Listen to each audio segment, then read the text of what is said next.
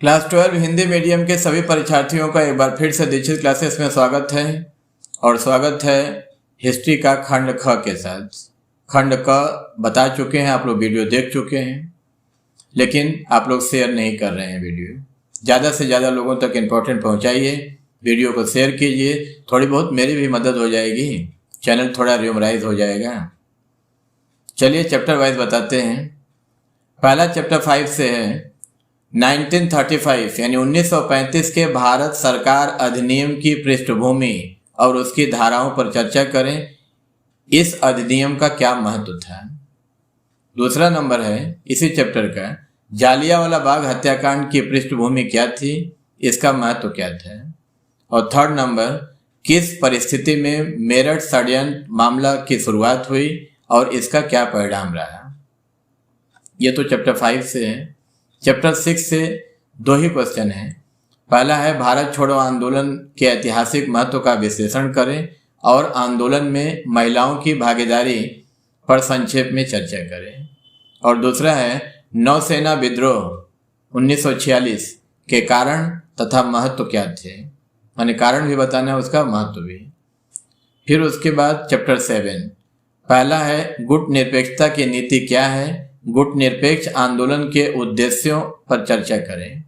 स्वतंत्र भारत की गुट निरपेक्षता नीति का मूल्यांकन करें, ये भी आ सकता है। उसके बाद 7 नंबर है ट्रूमैन सिद्धांत क्या था, मार्शल योजना के उद्देश्य क्या थे।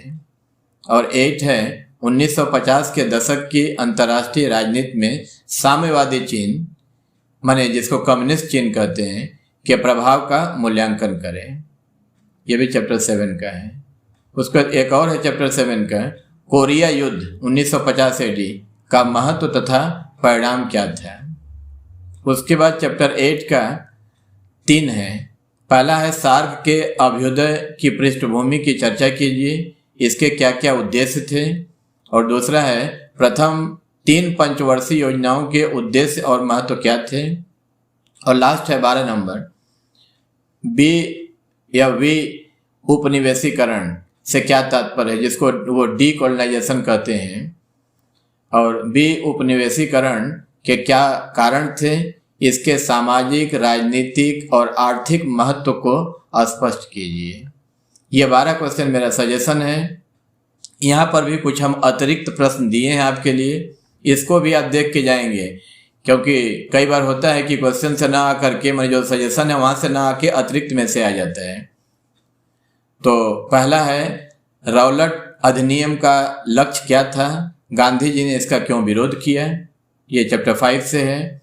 दूसरा लखनऊ संधि के प्रावधानों का उल्लेख कीजिए, इसके महत्व पर संक्षेप में चर्चा कीजिए। वो पिछले साल वाले पेपर में प्लासी का युद्ध और बक्सर का युद्ध आया था जो 23 में, वो सिर्फ 15 में आया था, उसके बाद किसी भी साल नहीं आया था।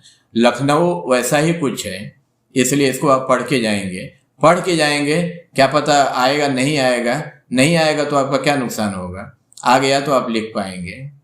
तीसरा नंबर है क्रिप्स मिशन के प्रस्ताव क्या थे, भारतीयों ने क्यों इसे नकार दिए, माने स्वीकार नहीं किए। और 4 नंबर है हो ची मिन या मिन जो भी के नेतृत्व में वियतनाम के स्वतंत्रता आंदोलन का संक्षेप विवरण दीजिए।